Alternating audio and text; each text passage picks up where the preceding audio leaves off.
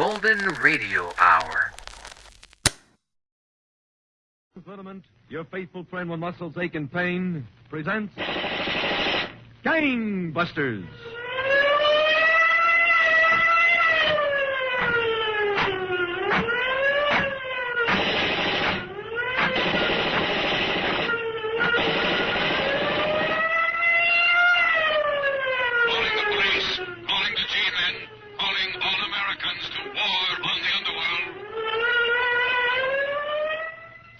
Gangbusters, brought to you, the men and women of America, by the makers of Sloan's Liniment. With the cooperation of leading law enforcement officials of the United States, Gangbusters presents facts in the relentless war of the police on the underworld. Authentic case histories that show the never-ending activity of the police in their work of protecting our citizens. America's crusade against crime. Now, for those of you who are familiar with the name Schwarzkopf, just an editorial note, and we'll get right back to the program. Colonel Schwarzkopf, who oftentimes interviews the lawman who brings in the story to Gangbusters, is, of course, in actuality, the father of H. Norman Schwarzkopf, General of the United States Army.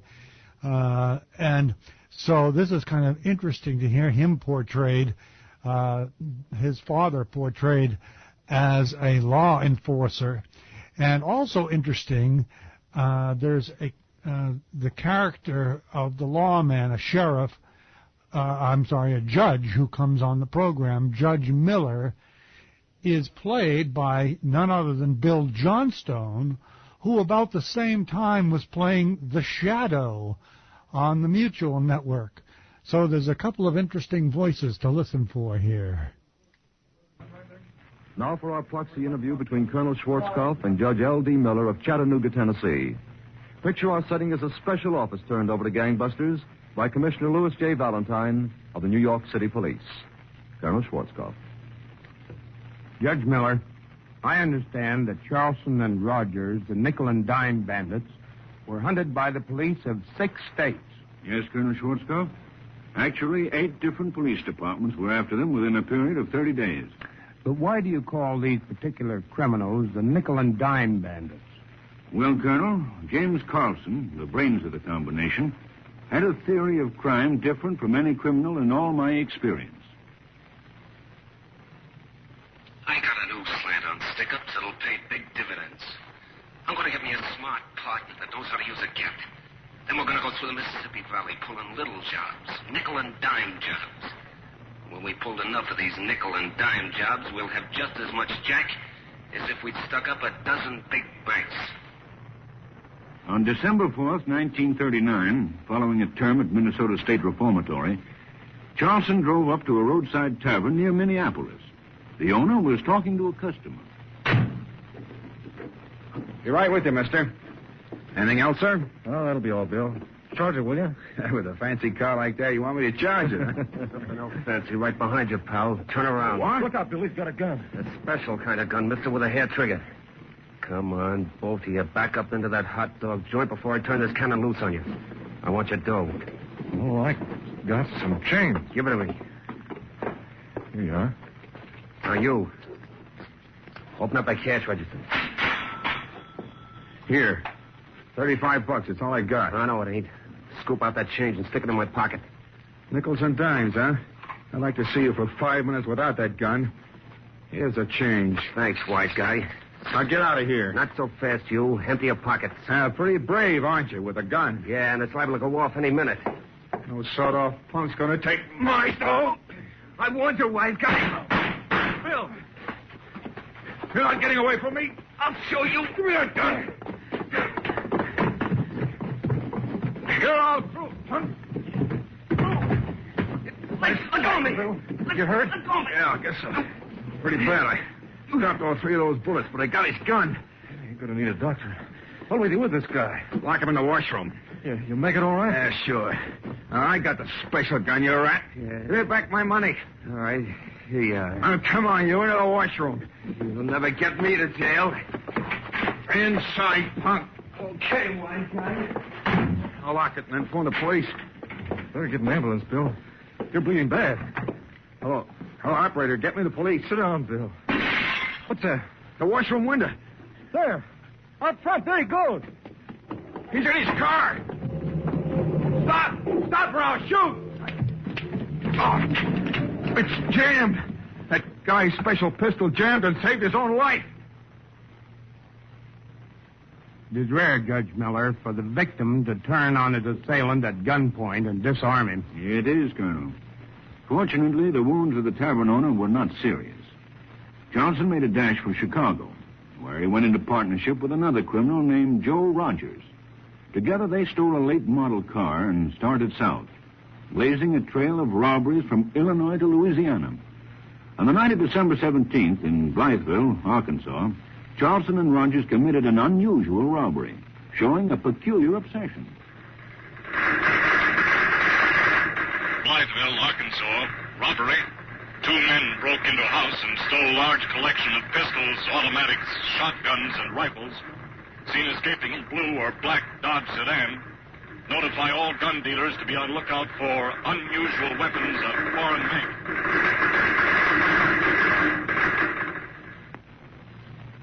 A few days later, Colonel, Charleston and Rogers were in Minneapolis, waiting in a stolen new Buick sedan across the street from a small apartment house. Boy, this is the life, huh, Rogers? You said it, Charleston. Cops and newspapers screaming about us from here to New Orleans. Nothing for us to do but sit back and take it easy. I'd sure like a drink right now. Yeah, so would I. Wish that baby of yours would hurry up. It's only 10 past 11. I told her to sneak out at 15:15. She made up her mind to come with us? Hope so. You know me, Rogers. Wine, woman, and song. Yeah, I know. But when are we going to quit this small-time stuff and go after something big? Like what? Banks. Forget it, Rogers. Knock over a bank and every cop in the state's after you. Just think of the dough we could pick up in banks. All we've been getting the places you pick is chicken feed. Nothing but nickels and dimes. There's nothing you can't buy with nickels and dimes, Rogers. If you got enough of them. Sure, but we could... There's no buts to it. It adds up, see? And the rap for little jobs is nothing like it is for a bank. But in one bank job, we... Listen, sap. Hey, take it easy, will you?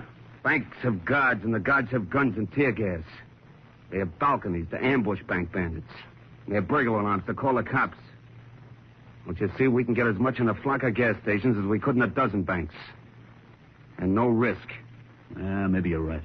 The way I figure it... Hold it, Charleston. Here comes your girlfriend. Oh. Hello, baby. Hello, Jim. Gee, I'm glad to see you. You and me both. Get in the car. Okay. It's my pal, Joe Rogers. Oh, pleased to meet you. How are you? Oh, what's up? Where are we going? We're going south, kid. How'd you like to go with us? South? Oh, gee, I'd love to, but what about my folks? Send them a postcard. Yeah. Just say, having a wonderful time. I wish you were here. Hey, what are you guys going to do? We got special ideas. Swell clothes, good liquor, and plenty to keep us busy. What do you say? I say, what are we waiting for? Baby, you're going to be perfect. Let's go, Rogers. Where to? Back to New Orleans, where it's nice and warm. But we're going to make some stops on the way. And where we stop, nobody's ever going to forget us. This will be a joyride to remember.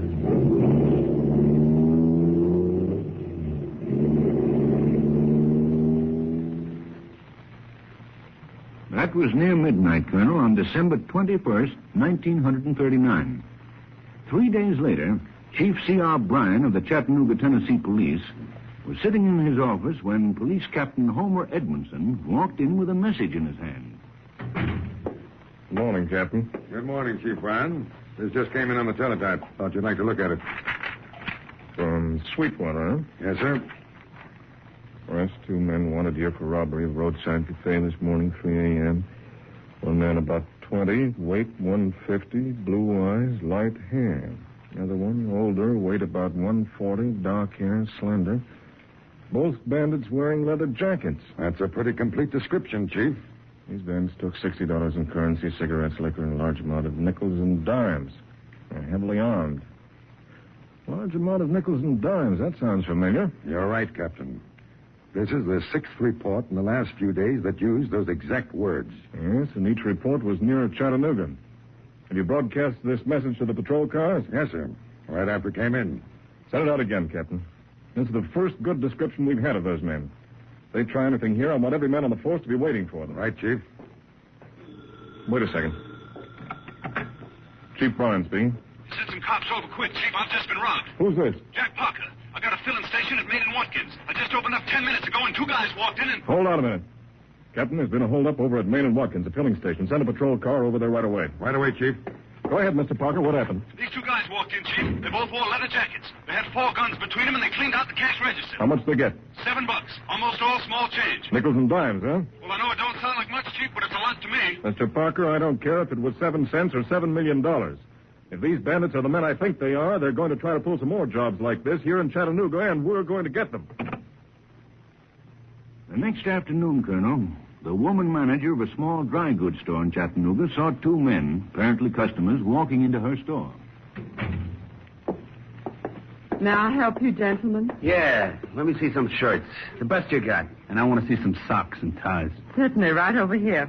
What size shirt, sir? 15 collar, 34 sleeve. And I want size 11 socks. Here they are. Just take your pick. That's just what we're going to do, sister. Stick 'em up. Hold up. Take it easy, sister. One peep out of you and I'll drill you. Please. Get down on the floor behind our counter. And don't move if you want to live. Yes, Pretty fancy-looking socks, pal. Get some for me. What kind of shirts you getting? Silk, the most expensive I can find. Better make it fast. Okay. These here look swell. Green silk. You ready, pal? Yeah, let's go. Hey, sister, where's your cash register? There in back of the counter. But there's only a... I know. There's only a little change. That's what they all say. How much, pal? $10 and about 5 and change. Thanks for the service, lady. We'll be sure to tell our friends about you. And remember, sister, if you move off that floor before we're out of this store, it'll be the last time you ever move. Exactly 44 minutes later, Colonel, in a Chattanooga liquor store on the other side of town. Will that be all, gentlemen? Just the 3 bottles of whiskey? No, that ain't all, mister. Reach for the ceiling. What do you want? Don't shoot him, pal. The cops might hear you get. All right? Keep him covered. And what are you going to do? I'm going to teach you not to be so nosy. That'll teach you to ask me what I want. Oh, now, please don't kick me again. Come on, pal. Let's get out of here. Get the dough. Okay. Take everything, even the small change. How much is it? Yeah, there's about $90 here. Hey, here's something else, pal. Yeah? Nice new gat for your collection. Say, not so bad.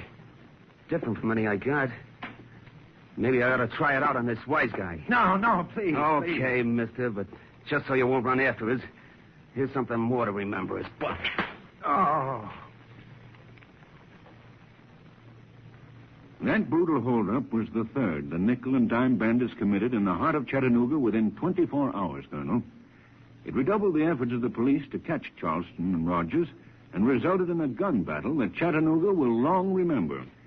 Law enforcement officers within a radius of 50 miles of Chattanooga cooperated. At a special meeting of police representatives at the office of Chief C.R. Bryant, all possible angles were discussed.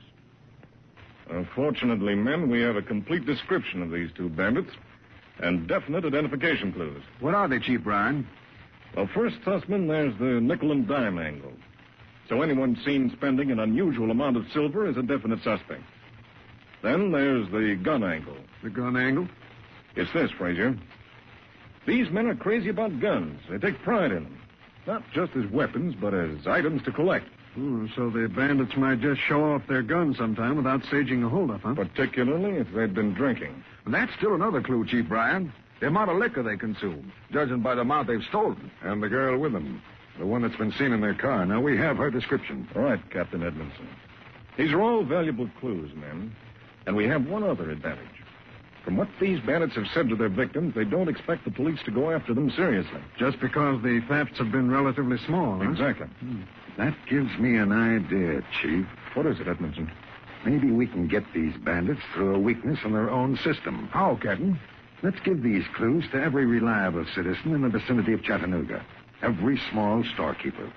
Then when the bandits do show up again, they'll be spotted immediately. Good Yeah, idea. that might get them. Yeah. Well, then it's understood every available man is to stay on duty till these bandits are behind bars. I want them in custody before somebody gets killed. Within 1 hour after that meeting, Colonel, merchants, filling station employees, liquor store proprietors, business people all over Chattanooga were planning to cooperate with the police. Cooperate with police? Listen, I'm staying right here at the store. If those bandits come back this way, I'm going to be ready for them. If those nickel and dime crooks come anywhere near me, I'm going to call the police. I'll know them if I ever see them again. I'll be glad to cooperate. I've got a score to settle with those rats, and I'd like to see them both behind bars. If they ever come into my place, I'll... Nickels and dimes, eh? I get it. If those buzzards stick their noses in my place, I'll be waiting for them. You can count on me. That night, Colonel, December 26, 1939, at the Rock Castle Roadhouse, 10 miles west of Chattanooga, the cashier, Bill Raper, was standing behind his counter. Hey, you, cashier. Yes, sir? I want a bottle of whiskey. Oh, I'm sorry, sir. We're not allowed to sell liquor in bottles, except to guests of Rock Castle. I'm a guest here. Me and my pal are in one of the cabins right next door. Oh, I beg your pardon. Sure. Here you are. That'll be $165, please. You'll have to take it and change. Change? Fistful, buddy. Here. 25, 50, $1, 10, 20, 30, 55, 65. Right. Thank you, sir. You bet it's right. Say, what are you staring at? Oh, why, See anything wrong with me? No, I was just thinking what a good-looking green silk shirt you have on. Oh, that. Yeah. Yeah, it is good-looking. Everything I got's good-looking. Look at this. Hey, watch it. Ah, don't be scared. I ain't going to use it on you. Boy, that's some pistol. Bet your life it is. Special automatic. Only one like it in the country. Yes, sir. Well, is there anything else you want? Yeah, sure. I almost forgot. Give me some of those box lunches you got, huh? How many? Let's see now. 3, please. Here they are. You want me to carry them for you? Yeah, that's right. I'm getting a little rocky. Hey, Joe, take over, will you? Okay. I'll be right back. Let's go, sir. Now, which cabin is it? Second one on the left. This the cabin? Yeah, hold on. Hey, open up. Come on, open up. It's me. Come on. Pipe down, will you? Come on, let me in. Where's Bay? I reckon I'll be getting along, mister. Yeah, sure. See you later, mister. Good night. Yeah, I'll see you later.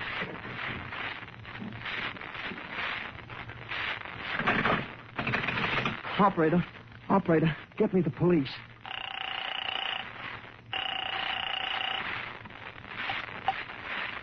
Police headquarters, Chief Ryan speaking. Chief, listen, this is Bill Raper out at Rock Castle. Yes, Bill? Those 2 nickel and dime crooks you're looking for, they're here. How do you know? I'm positive, Chief. Every single clue you give me. The nickels and dimes, the guns, the liquor, everything checks. Did you notice a car? Yes, sir. It's a big, black, new 1940 Buick. Where are they? In a cabin right next door. How many? 3 of them, sir. 2 men and a girl. That's what I call fine cooperation, Bill.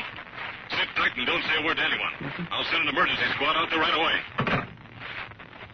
15 minutes later, Colonel, Captain Homer Edmondson, with a group of picked men from the Chattanooga Police Force, including Detective Shipley and Carson, met members of the County Uniform Police under Captain Dyer outside the Rock Castle Roadhouse. The cashier, Bill Raper, was waiting for them. Which cabin are they in, Mr. Raper? That one with the lights on, Captain Edmondson. All right, men. Sussman and Fraser, you stick with me. All right, Captain. Now, we'll go to the front of the house. Shipley, you and Carson cover the back with Captain Dyer. You got that? Right, Captain. What's our plan, Captain? Simply to close in and get those bandits. We can't start shooting till we're absolutely sure these are the men we want. But if they show the slightest resistance, open fire with riot guns immediately. Ready? Yes, sir. Let's go.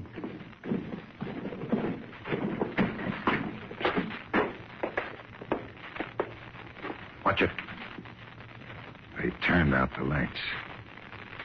Better stand back. I'll knock.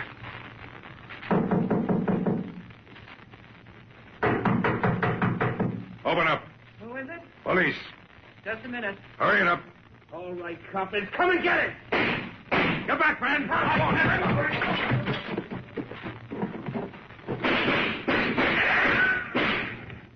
Captain, just listen to those bullets bounce. All right, men, open up with your riot guns. Right, Captain.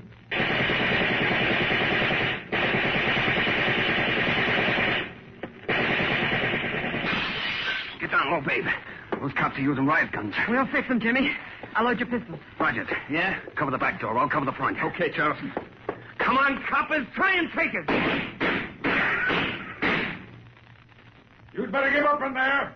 You're surrounded. We'll give them hot lead.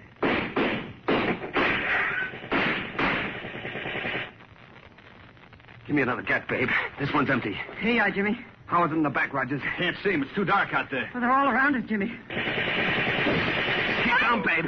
Oh. Babe, you hit. Oh, my head. Told you to keep down. All right, coppers.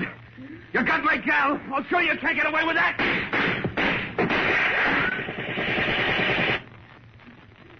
Charleston, there's a copper creeping up in the back. You cover the front, Rogers. I'll get that cop. He's coming right up to the back door. What are you going to do, Jimmy? Shut up, babe. I'm running this show.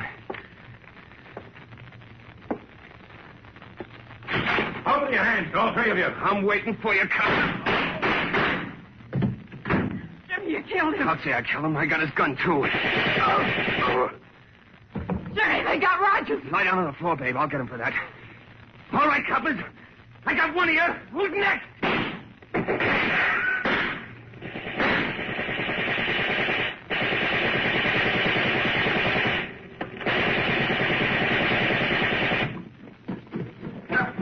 Edmondson. Yes, Fraser? They killed Shipley. Shipley? How? He broke in the back door, shot down before he had a chance. Oh, the dirty dogs. Give me your rat gun, Fraser. Yes, sir. Mine's empty.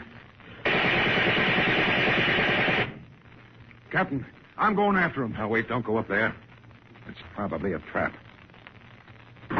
There goes one of them out the side door. Stop or I'll fire. He's running for the woods. I can't see him. There, between those big trees. Missed him. It's so dark, I can't see. Oh, we'll never find him in this darkness. What do we do, Captain? He might be hurt. Dyer, you and Carson follow him. I am going to get some bloodhounds.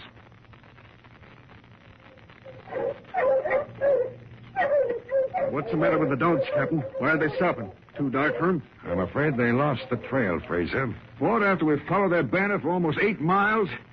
It's all right, Sussman. Those bloodhounds have told me just what I want to know. That'll get you, Captain. For the last 2 miles, the bandits' trail has followed right along these railroad tracks. That's right. But now we've lost it. I can't see what that We're is. headed toward Chattanooga, not away from it. Doesn't that mean anything to you men? You mean you thought maybe the bandit would jump afraid away from Chattanooga? No, Sussman. I thought he'd head for Chattanooga, but I couldn't be sure. Now I know he's gone back to the city, where we can lay our hands on him.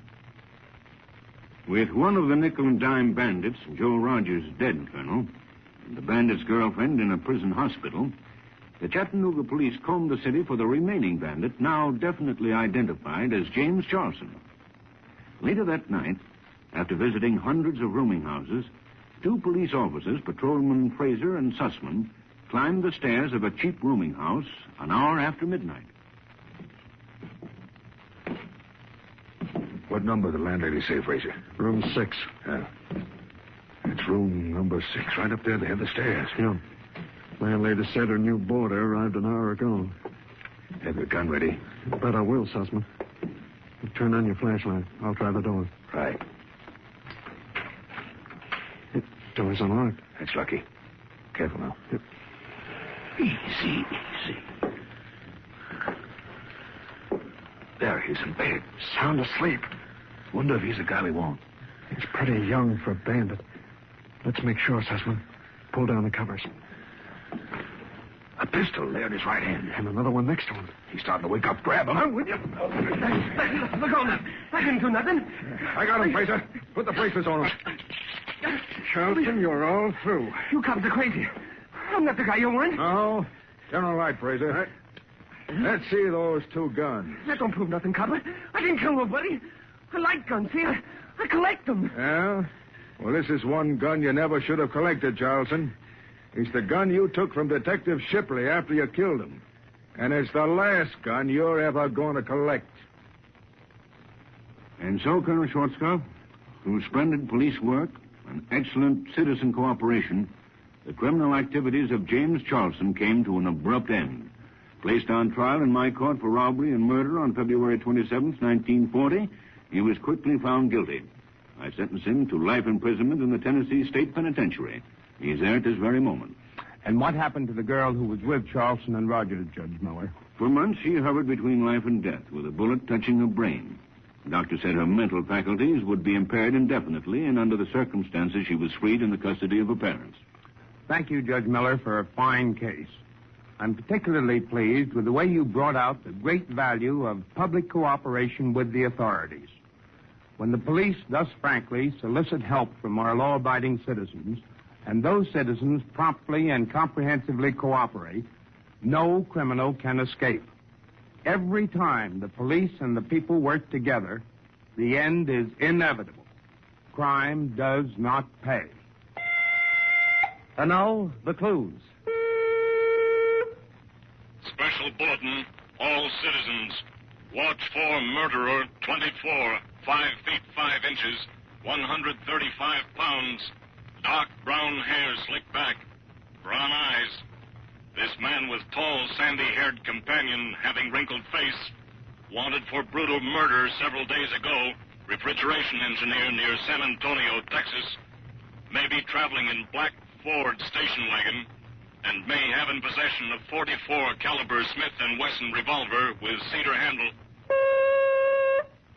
Warning, citizens of Pennsylvania, be on lookout for man 28, 5 feet 8 inches, 160 pounds, brown hair, gray eyes, occupation farmer. This man wanted in connection with feud slaying last week, Indian Head section of Fayette County, Pennsylvania. If you have any information concerning these clues, notify your local police, the Federal Bureau of Investigation, or gangbusters at once.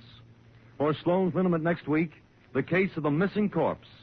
Here, reenacted for the first time, the inside factual account of one of the most fantastic cases in all criminology. Learn how a dead man faced his murderer. Sloan's Liniment brings you one of Phillips H. Lord's most astounding dramatizations in America's Crusade against Crime.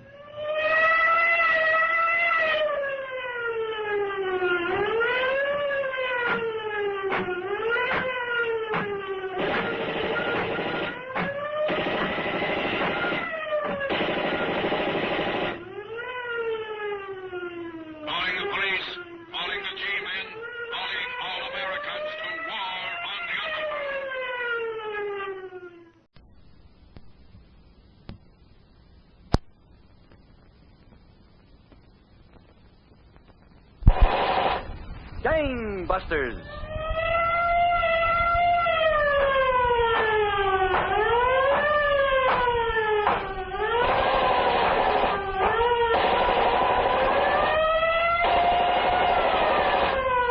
Calling the police, calling the G-men, calling all Americans to war on the underworld.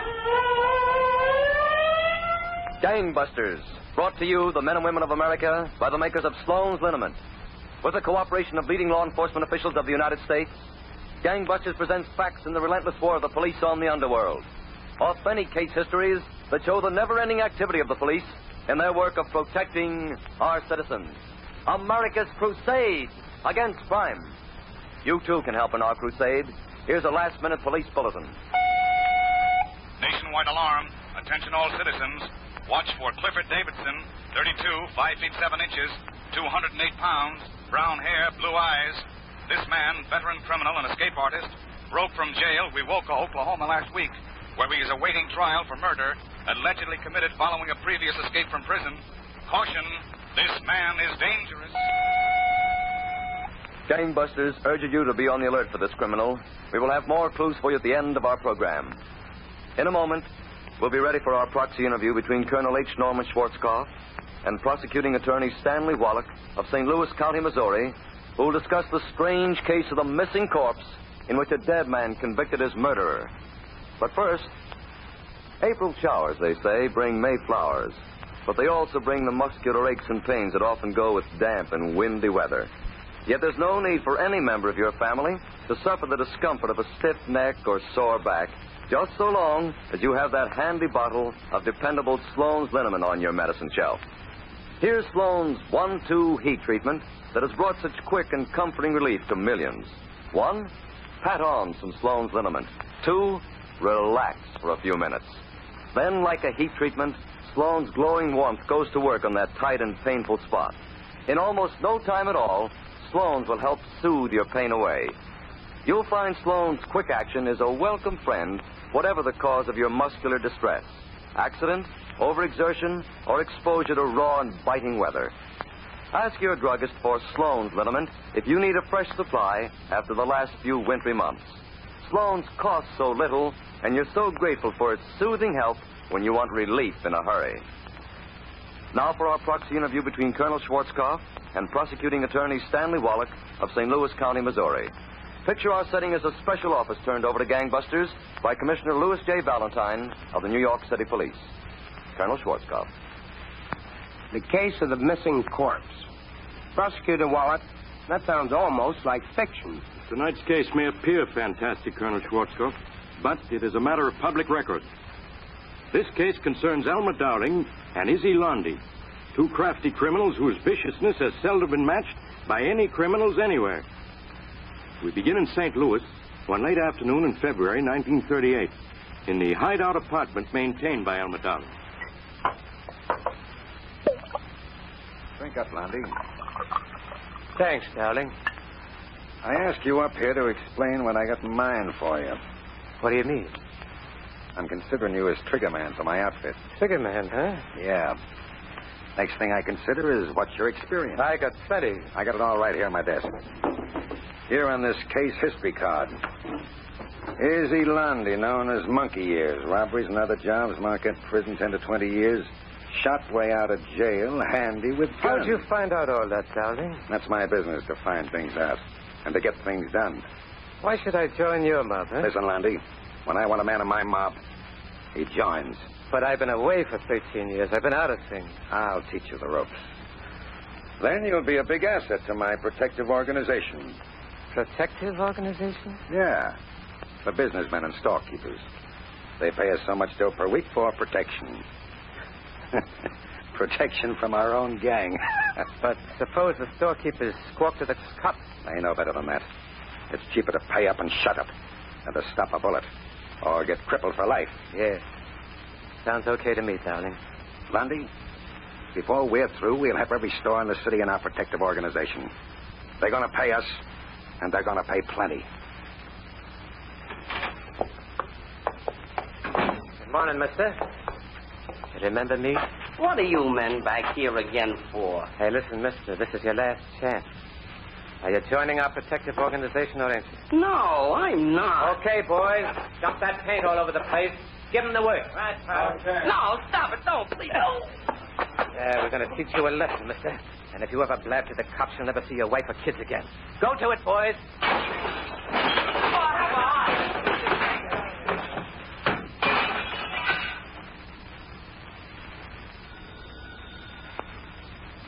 Don't answer that phone, buddy. My business comes first. You got the money for the organization? I tell you, I can't pay you. I'm not taking enough money in my store. You're trying to welch on the organization, huh? Well, I'll show you. What are you going to do? You know what's in this can? Oh. Acid. No, don't. It's all yours, mister. Right in your face. Oh, my!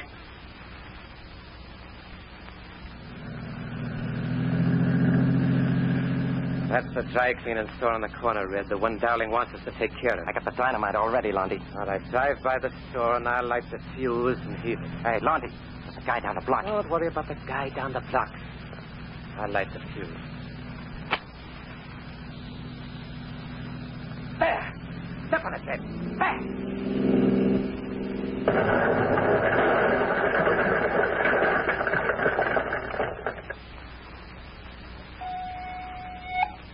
Emergency squad, explosion in dry cleaning store at Franklin and Jefferson Avenues at 10 p.m. Investigate immediately. Repeating, explosion in dry cleaning store, Franklin and Jefferson Avenues. An hour later, Colonel, at headquarters. We got that report, Moore? Yes, Captain. The emergency squad say dynamite was used to blow up that dry cleaning store. Moore, we can be pretty certain who's back of this outbreak of violence. Racketeers extorting money from businessmen. It's an ugly situation, Captain. We can't get witnesses to testify against these crooks. Yes, crooks like Elmer Dowling. Now, we've got another bombing on our hands, and still no witness. I'm assigning additional squads of plainclothesmen to cover various business places and stores and... Yes? Captain, there's a man out here by the name of Louis Lee Baker. He wants to see you. What about? He says it's about the bombing of that dry cleaning store tonight. The bombing. Send him right in. Yes, Captain. Right away, sir. Moore, open the door, please. Yes, sir. Come right in, sir. The captain will see you. Thank you. I do, Captain. My name's Baker. Glad to see you, Mr. Baker. Have a chair. Thank you. You say you know something about this bombing tonight?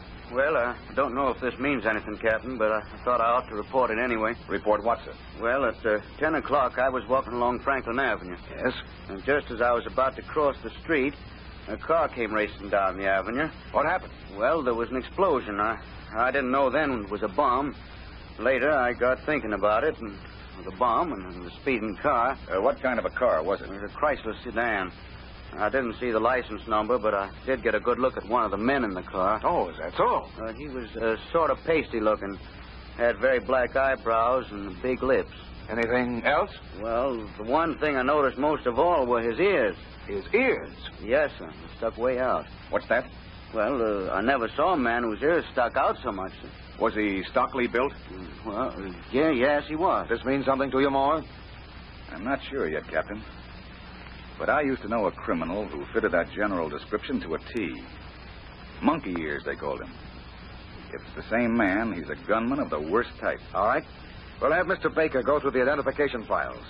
If he can pick out the picture of the same criminal you have in mind, we'll have our first positive identification to help smash this gang. And the picture that Louis Lee Baker identified, Colonel, was the picture of Monkey Ears. Izzy Lundy. The authorities moved fast and arrested him in a few hours. Some good police work, Prosecutor Wallach. Indicted for this bombing, Lundy posted bail and was released by the courts pending trial. He immediately phoned Dowling. Yeah, Dowling, that's why I'm calling you. That Baker guy's identified me for the bombing of that dry cleaning store. I'll go to jail, I will. Hold it, Lundy. Where are you calling from? From a drugstore. I'm afraid to come near you. The cops are on my trail. Yeah, I thought so. Now, let me think. This is serious, Dowling. You've got to help me. Yeah, I know how serious it is. Once the cops throw you in jail, they'll probably get more information that'll lead to me. You? I'm the guy that's in a jam. Don't think of the spot I'm in. Hey, wait a minute. What did you say is the name of the guy who saw the bombing? Baker. Louis Lee Baker. Baker, eh? Is he the only witness the cops got? Yeah. You sure of that? Positive. Good. What do you mean, good? If something should happen to this witness, the cops wouldn't have no case, would they? That's right, Dowling. Well, something is going to happen to him. We're going to find this guy, Baker. And when we do, he won't be a witness. He'll be a corpse. Meanwhile, Colonel, at headquarters, the captain was talking with Mr. Baker. Mr. Baker, your identification of Izzy Lundy as the cleaning store bomber is the first good break we've had in our campaign to rid this city of racketeers. I'm glad I'm able to help, Captain. You'll realize, Mr. Baker, that your life is in constant danger. Yes, sir. That gang will stop at nothing, absolutely nothing, to prevent you from testifying at Lundy's trial. So we're going to hide you on a little farm near Sykeston, Missouri. You know where that is? Yes, sir, about 150 miles south of here. Yes. Under no circumstances are you to leave the farm unless accompanied by our men. I understand, Captain. When we want you, our men will show their credentials and will tell you, the captain wants to see you. Now remember that phrase. The captain wants to see you. Yes, sir. The captain wants to see Mr. Baker was taken to this farm, Colonel, and given ample police protection. Then a startling event occurred. Prosecutor Wallach, we're anxious to hear this startling occurrence, but right now, here's Charles Stark with a few words.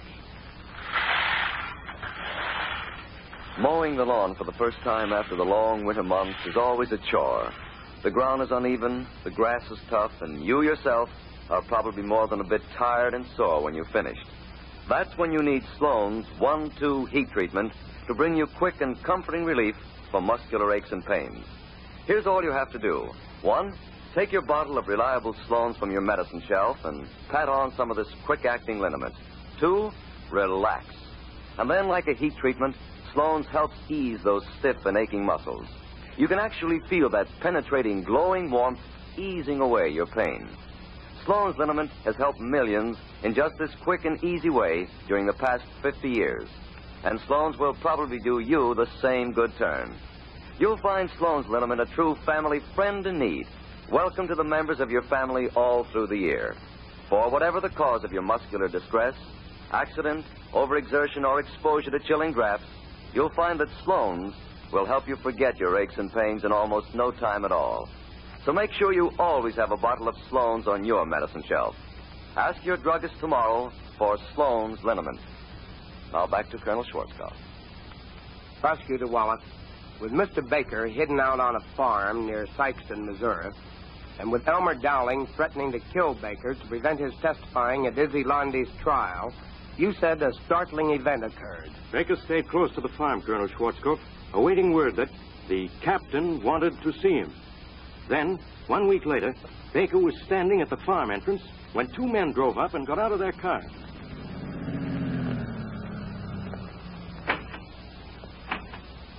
Oh, Baker. Mr. Baker. Yes, sir. You gentlemen want to see me? Yes, Mr. Baker. We're detectives from headquarters. Detectives? See our badges? The captain sent us out. He wants to see you right away about that bombing. The captain wants to see me. Now, if you'll just get in the car. But I'd like to leave word with the men at the farmhouse where I'm going. We haven't got time for that. This is urgent, Mr. Baker. We don't want to keep the captain waiting. Well, you know best, sir. Sit right here in the front seat. Thanks. Right between the two of us. You don't know what the captain wants to see me about, do you? I'm not sure, but I think it has something to do with murder.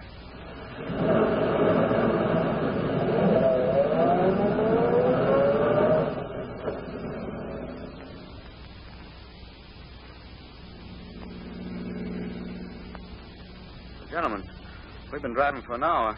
It's getting dark. We're going in the wrong direction. This isn't the way to town.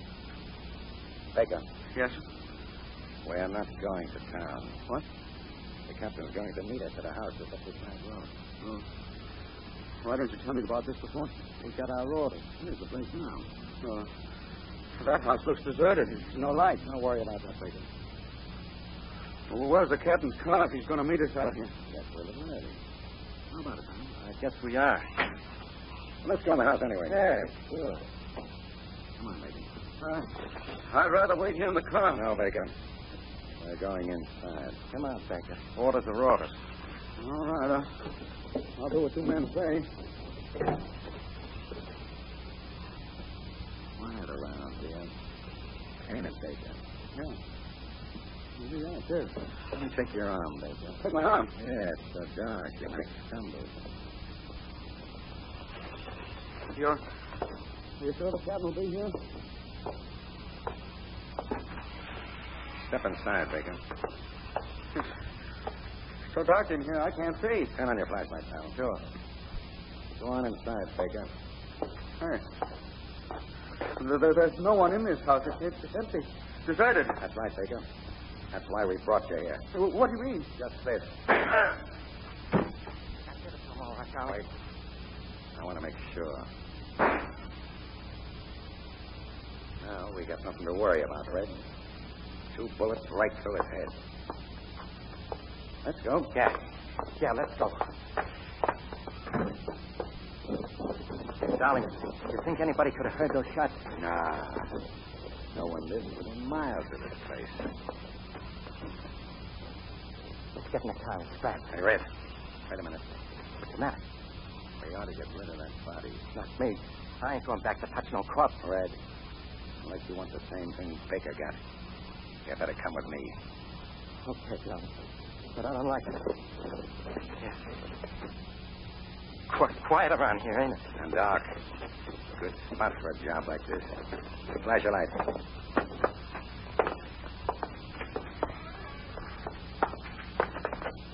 Darling, look.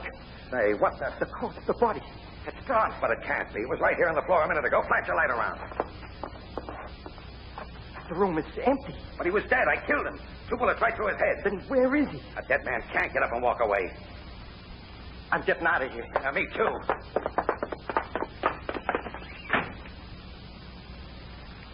Prosecutor Wallace, you mean to say the corpse, the victim's body, was actually gone? Yes, Colonel. By a strange miracle of fate, Louis Lee Baker had not been killed. Though suffering intense agony, he had managed to crawl out the back door of the deserted house and hide. He saw the two gunmen return and then run off in terror when they found that his supposedly dead body had vanished. So that's why the corpse was missing. What did Mr. Baker do? He dragged himself to the side of the road where some passing workmen found him and rushed him to a hospital.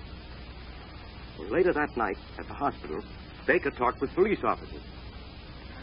That's the whole story, Captain. They shot me twice in my head. But I guess I'm too tough to kill. I don't feel I ought to question you any further, Mr. Baker. You need rest. Captain, I want to tell you all I know. All right, Moore, take this down. Yes, Captain. The man who shot me was a big fella, 6 feet, about 200 pounds. Yes. Blonde hair, blue eyes. Now, take it easy, Mr. Baker. I had a broken nose, no chin. No chin. Big fellow, blonde, blue eyes, broken nose, receding chin. Why, Captain, that description fits the man we arrested on suspicion but couldn't hold. Yes, Elmer Dowling. Captain, you know the man who tried to kill me. Yes, Mr. Baker, and we're going to get him. When you do, I'll be in court to testify. Yes, sure. All right, now relax and get some sleep. Yes, sir. You need every bit of strength you've got. Yes, Captain. Come on, Moore, we've got work to do. That fellow Baker has more courage than a dozen men, Captain. He certainly has, Moore. Two things I can't understand. How Dowling found Baker at the farm, and why should Dowling want to kill him? Seems you can't hide anything from that gang. They probably followed every move Baker made. But I know why Dowling wanted to kill him. Baker's our only witness against Izzy Lundy. If Baker had been killed, Lundy would have gone free. Then you think Lundy and Dowling are part of the same mob, eh? It points that way. Yes, it does. Moore, I want you to grab Izzy Lundy and throw him back in jail immediately. This time he's going to stay in jail till he goes on trial. Right, Captain. Meanwhile, I'll get to work on Dowling.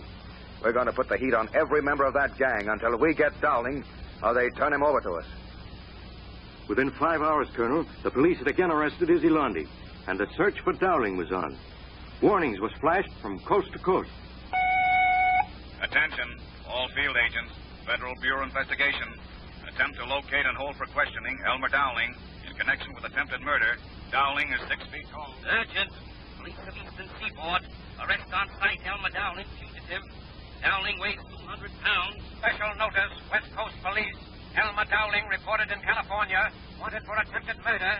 Dowling has blonde hair, blue eyes. Attention, all Missouri police. Be on watch for Elmer Dowling, fugitive gangster, now at large. Dowling believed to have returned to St. Louis. May be hiding out somewhere in city. Dowling. Dowling. That's you, Red. Yeah. Open up. Why'd you come here? Look at this newspaper. It's about Izzy Lundy. Lundy, he was sentenced for that bombing today. Got 25 years. 25 years? The guy who sent him to jail was that fella you tried to kill, Baker. He testified in court against Lundy. That was the mistake of my life. Not making sure that guy Baker was dead. Now look what he's done. Has me hounded like a rat. The cops sure are after you, Dowling. I can't stand much more of this. Cooped up in 4 walls, afraid to show my nose outside. Afraid every noise I hear on the stairs is the cops. I'm going nuts. I can't sleep no more. I lie in the bed, hour after hour, just listening and waiting. That's all you can do, Dowling. If you show up on the streets, the cops will grab you inside of 10 minutes. So where's the rest of the gang? Why don't they do something for me? They're hiding out from the cops, same as you. Well, where's Jaime? You ought to be able to find Jaime. Yeah, he must be with the others. Well, the yellow rat. Just when I need him, they run out on me. If I ever get my hands on him, I'll... Hold it, Red. Don't open that door. Now, wait till I get my gun. That ain't the door, it's the phone. What? Oh, yeah. Yeah. Hello, Dowling. Who's this? Me, Jaime. Oh, Jaime. Well, where you been? You got no idea how glad I am to hear you. Now, listen, Jaime. I'm on a spot, see? I need dough to beat town. Tell me where Red can meet you so you can go and... Listen, you dumb cluck. Dumb cluck? Why, I'll break you. Now, wait a minute. What's the matter? Plenty. What do you mean? The cops got the gang smashed. Half the boys are in jail already. And the cops ain't going to stop till they get you and every one of us. Yeah, well... So there's only one thing for you to do. For me to do? The boys say for you to give up to the cops tonight. What? Why, you're crazy. You've had your warning, Dowling. We'll be watching you. Yeah, now, wait, Jaime, wait. Now, remember, Dowling, it's the cops or us. Hello. Hello. What is it, darling? The gang. They're throwing me over. Put me on the spot. On the spot? Yeah. But how did they know where I was? No one knew where I was, but... What are you looking at me like that for? You. You were the only one who knew. You're in with them. No. Darling, put on that gun. Shut up. I'll hand over your money. Well, sure, darling. Here is every cent I got. I ain't licked yet. I'll get out of this town, and I'll kill anybody that tries to stop Sure me. you would, sure. Now, Red, it's your turn. Don't shoot. Please. I ain't shooting. I need these bullets for the cops. But here's what you're getting. No.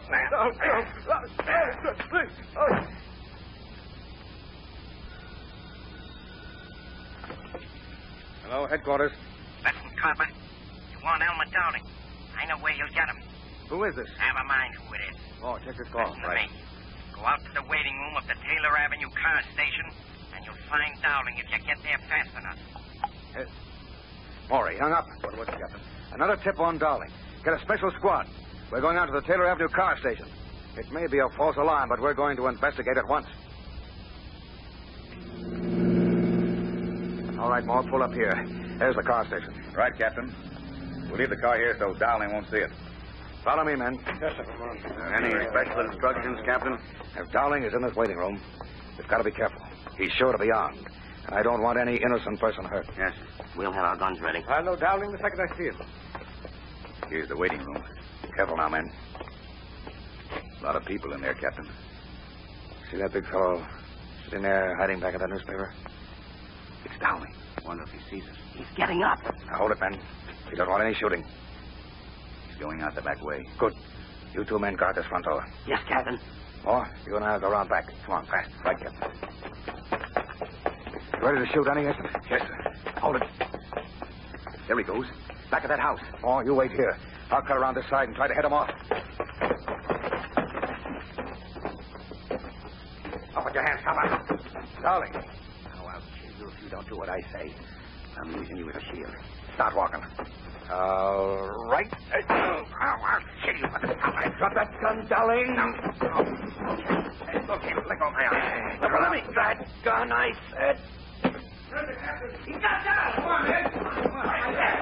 Are you all right, Captain? Yes, Moore, I'm all right. Now, this rat isn't. Put the handcuffs on him. There's a man waiting at headquarters to see you, Dowling. What man? The man you tried to murder. A missing corpse. Elmer Dowling was positively identified by Louis Lee Baker, Colonel, and went on trial for the attempted murder of Mr. Baker on March 4th, 1940. He was convicted and was sentenced to 30 years in the state penitentiary at Jefferson, Missouri. This has been a most interesting case, Prosecutor Wallace, and I want to congratulate you on your successful prosecution of Dowling. One of the most impressive features of this case is the fine courage displayed by Mr. Baker, who refused to be intimidated in his efforts to help the police smash this mob. In these days of national stress, America needs citizens who support the law enforcement authorities and who are not afraid to face the gangsters and reveal them as real enemies whom this country must face. Thank you, Prosecutor Wallace, for helping us to prove again that crime does not pay. Now, before we broadcast our nationwide clues, a few words from Charles Stark. I should like to leave you with a reminder. Muscular aches and pains often arrive without warning or invitation. During the summer months to come, when we are all more active, take the wise precaution of always having a bottle of dependable Sloan's liniment on hand. You'll discover that Sloan's will help you get the quick and comforting relief you want. 1, pat on some Sloan's liniment. That's all. Just pat it on. 2, relax. And soon you'll feel that welcome, gentle warmth as it penetrates right to your sore and stiff muscles, easing and soothing the pain. Ask for Sloan's liniment when next you visit your favorite druggist. And now, the clues. Attention, citizens Southwest. Look out for man wanted concerning murder. Negro, 33, 5 feet 7 inches, 135 pounds, black kinky hair, brown eyes, left eye punctured and may be completely out, 3 razor/slash scars, left arm at shoulder, may wear dark glasses to conceal defective eye. This man wanted connection murder near Muskogee, Oklahoma. Caution, citizens New England, New York, New Jersey. Watch for James Joseph Moran, 39, 5 feet 9 inches, 180 pounds, brown hair turning gray, brown eyes, tattoo initials J inked right forearm, large ears, eyes slightly crossed. This man, veteran robber who has been operating in New York and New Jersey, wanted by federal authorities for questioning concerning robbery of bank at Suffield, Connecticut. If you have any information concerning these clues, notify your local police, the Federal Bureau of Investigation, or gangbusters at once. Tonight's broadcast is the last of the current season for Sloan's Liniment. But we have some glad news. Sloan's will again sponsor gangbusters in the fall. Until then, we wish to thank all of you who have sent us so many splendid letters. And we want to thank the police organizations of the country for cooperating with the producers of Gangbusters in proving so conclusively that crime does not pay. And speaking for Sloan's, a very happy summer to you all until we meet again in the fall. America's crusade against crime.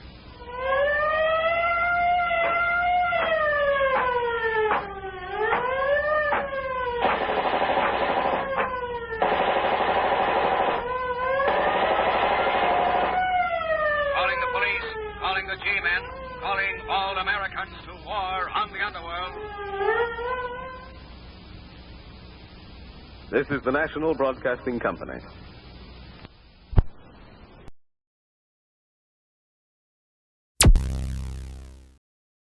Thank you for listening. Please like and subscribe.